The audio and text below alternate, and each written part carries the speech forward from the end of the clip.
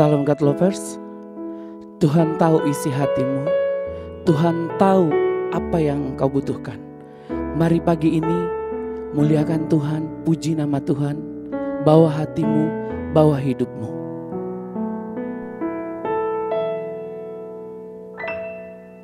Sekalipun aku dalam lembah gelap, ku tak akan gentar dan ku tak takut.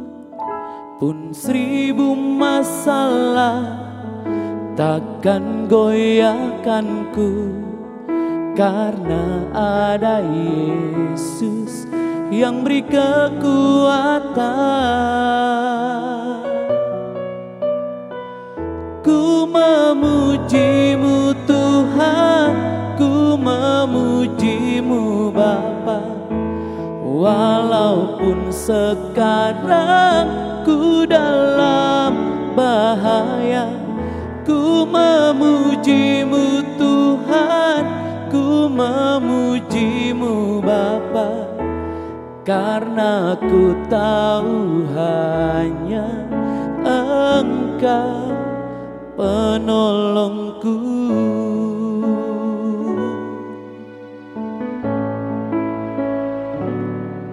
Sekalipun aku dalam lembah gelap, ku tak akan gentar dan ku tak takut. Pun 1000 masalah takkan goyahkanku, karena ada Yesus yang beri kekuatan. Ku memujimu Tuhan, ku memujimu Bapa, walaupun sekarang ku dalam bahaya. Ku memujimu Tuhan, ku memujimu Bapa, walaupun rintangan yang ada di depan. Ku memujimu Tuhan, ku memujimu Bapa, walaupun sekarang ku dalam bahaya. Ku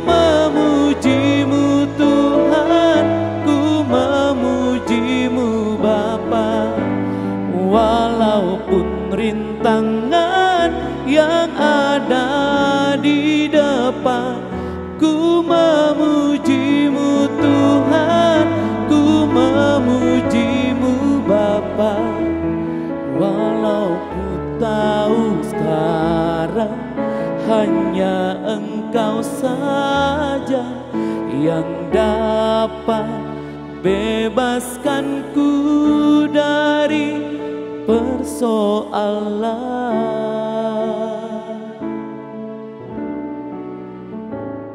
Halo, Shalom. Selamat datang di Words from Heaven bersama Pastor Agwalewi. Dan hari ini saya akan bicara tentang tujuan hidup. Saudara, banyak orang mempertanyakan tujuan hidup mereka, tetapi mereka juga gak ngerti mulai dari mana. Mereka berpikir bahwa uanglah tujuan hidup mereka. Mereka berpikir bahwa keterkenalanlah tujuan hidup mereka. Mereka berpikir bahwa sukacita dan kebahagiaan tujuan hidup mereka.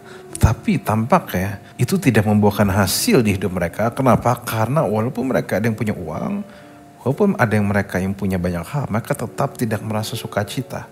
Dan seakan-akan sukacita mereka tidak bisa dibayarkan oleh apapun yang mereka bisa miliki di hidup ini. Dan kalau Anda yang merasakan seperti ini, izinkan saya memberitahu perspektif yang berbeda. Mazmur 139 mengatakan, aku bersyukur kepadamu bahwa kejadianku dahsyat dan ajaib. Ajaib yang kau buat, jiwaku benar-benar menyadarinya. Mazmur 139 mengatakan bahwa kamu dan saya diciptakan oleh Tuhan. Kita dibentuk dengan tujuan oleh Tuhan. Dan hanya karena Anda tidak mengerti, bukan berarti tujuan itu tidak ada. Nah, yang menarik adalah setiap ciptaan itu sebenarnya hadir untuk tujuan Sang Pencipta. Sang ciptaan itu tidak pernah bisa berpikir di luar dirinya dia. Maka dari itu, dia gak bisa dengan sembarangan menilai bahwa ini tujuan hidup saya atau itu tujuan hidup saya. Karena dia tidak menciptakan diri dia sendiri. Dia harus bertanya Sang Penciptanya. Saudara tahu gak, pada waktu seseorang menciptakan sesuatu, seseorang menciptakan sebuah program, teknologi, alat, software, hardware, penemuan, itu semua lahir karena ada tujuannya. Dan misalnya sang software itu jadi, sang software tidak bisa kasih tahu orang lain tujuan dia apa. Tetapi dia bisa bertanya pada penciptanya. Penciptanya yang kasih tahu tujuannya untuk apa. Sebuah program Microsoft Excel tidak bisa mendeskripsikan dirinya sendiri. Harus pembuat yang mendeskripsikannya. Maka dari hari ini, mendekatlah pada Tuhan. Bagi Anda yang sedang kehilangan tujuan, sedang kehilangan jati diri, gak tahu mau ngapain. Semua dimulai saat kita menyadari ini bukan tentang kita. Ada sebuah statement yang bilang gini, kita diciptakan oleh Tuhan, dari Tuhan, dan untuk Tuhan.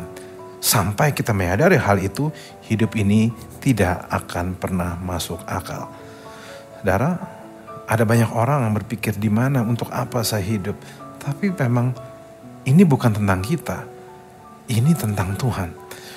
Ada statement yang bilang gini bahwa iPhone exists for Steve Jobs. Kenapa saya ngomong kayak gitu? Karena iPhone itu ada untuk kesukaan Steve Jobs. iPhone ada untuk kepentingan Steve Jobs. Dan ini bisa jadi sebuah kebenaran paralel di kehidupan kita. Setiap barang ciptaan itu ada untuk kepentingan Sang Pencipta. Jadi kalau saudara mau punya hidup yang berharga, less stress, lebih sukacita, lebih fulfill, lebih bahagia, lebih damai sejahtera, dan melampaui segala akal, izinkan saya ngomong hal ini. Kau tidak akan bisa temukan itu di dalammu, tapi kau akan temukan di dalam Tuhan.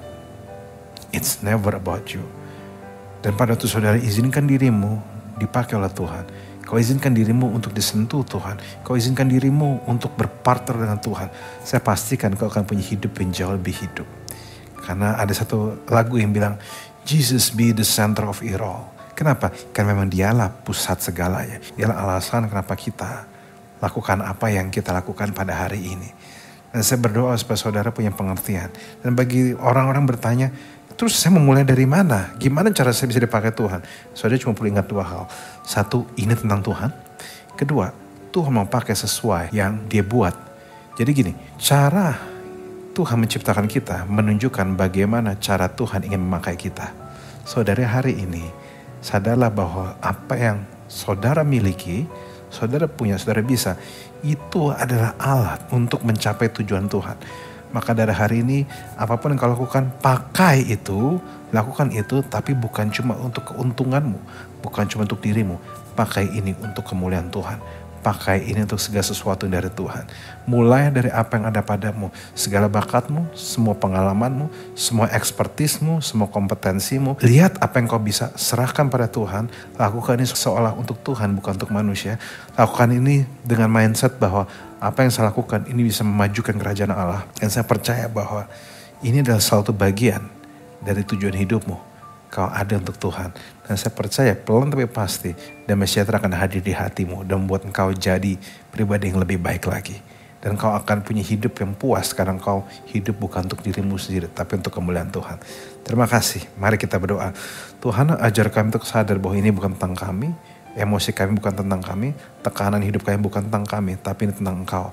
Pakai hidup kami sesukamu sehingga kami bisa menjadi satu pribadi yang berguna, karena kami ada bukan untuk senyum kami, tapi untuk senyummu. Terima kasih Bapak, di dalam nama Yesus kami berdoa. Amin. Silakan bagikan tautan ini. God bless you. Tuhan berkati.